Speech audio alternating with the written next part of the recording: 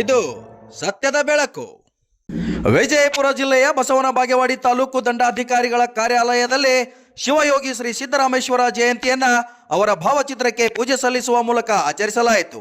ಸಮಾಜದ ಬಂಧುಗಳು, ವಿವಿಧ ಸಂಘಟನೆಯ ಮುಖಂಡರು, ಅಧಿಕಾರಿಗಳು ಉಪಸ್ಥಿತರಿದ್ದರು. Vajraksha news report, Mehboob Guntakal, Basavana Bagewadi.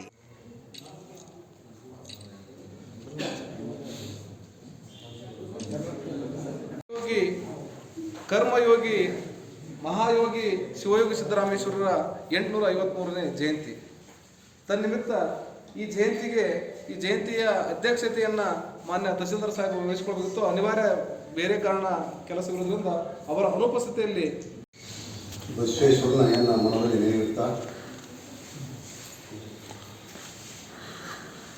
ಕರ್ಮಯೋಗಿ ಕಾಯಕಯೋಗಿ ಶಿವಯೋಗಿ ಸಿದ್ದರಾಮೇಶ್ವರನ ಮನದಲ್ಲಿ ನೆನೆಯುತ್ತಾ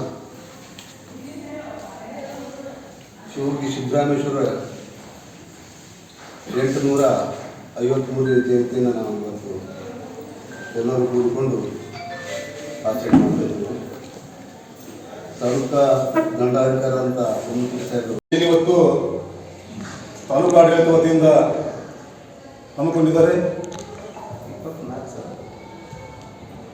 ಒಂದು ಸಿದ್ದರಾಮೇಶ್ವರ ಜಯಂತಿಯ ಎಲ್ಲರಿಗೆ ಶುಭಾಶಯಗಳು ಕೊಡ್ತಾ ಬಸವಣ್ಣವರ ಸಮಕಾಲೀನ ಈಶ್ವರು ಬಸವಣ್ಣನವರ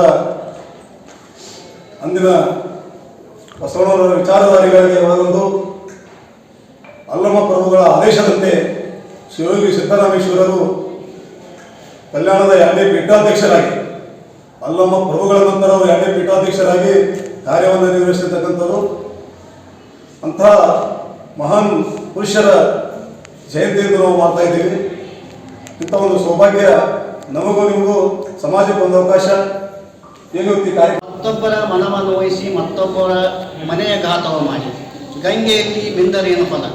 ಮತ್ತೊಬ್ಬರ ಮನ ನೋಯಿಸಿದವನ ಮತ್ತೊಬ್ಬರ ಮನೆಯ ಘಾತ ಮಾಡವನ ಅಂದರೆ ಅವರನ್ನು ನಾನು ಪ್ರೀತಿ ಮಾಡ್ತೀನಿ ಅಂತ ಬಸವಣ್ಣ. ಯಾರಿಗೆ ಸಮಾಜವನ್ನು ದ್ವೇಷ ಮಾಡಲ್ಲ, ಯಾರಿಗೆ ಸಮಾಜವನ್ನು ಪ್ರೀತಿ ಮಾಡ್ತಾರೆ ಅಂಥವರನ್ನು ನಾನು ಪ್ರೀತಿಸ್ತೀನಿ ಅಂತ ಎಂದು ಚನ್ನ ಮಲ್ಲಿಕಾರ್ಜುನಲ್ಲಿ ಪ್ರಾರ್ಥನೆ ಮಾಡ್ತಾರೆ. ಅಂಥ ಶಿವಯೋಗಿ ಸಿದ್ದರಾಮನವರು ನಮಗೆ ಅವರು ಶತಮಾನಗಳು ಹೋದರೂ ಕೂಡ ನಮ್ಮೊಂದಿಗೆ ಇರ್ತಾರೆ, ಅವರ ವಿಚಾರಗಳು ನಮ್ಮೊಂದಿಗೆ ಇರಬೇಕು ಅನ್ನುವಂಥ ಮಾತನ್ನು ಹೇಳಿ ಅವರ ಬದುಕಿನ ಆದರ್ಶಗಳು ನಮಗೆ ಸಾಧ್ಯವಾದಷ್ಟು ಅಂದರೆ ಮಾಡಲಿಕ್ಕಾಗಲಿಕ್ಕಿಲ್ಲ. ಆ ಕಾಲಘಟ್ಟದಲ್ಲಿ ಯಾರಿಗೆ ಈ ಕಾಲಘಟ್ಟದಲ್ಲಿ ಮಾಡಲಿಕ್ಕಾಗಲಿಕ್ಕಿಲ್ಲ.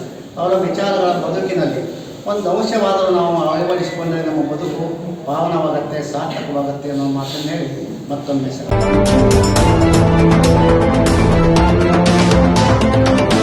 ವಜ್ರಾಕ್ಷ ನ್ಯೂಸ್, ಇದು ಸತ್ಯದ ಬೆಳಕು.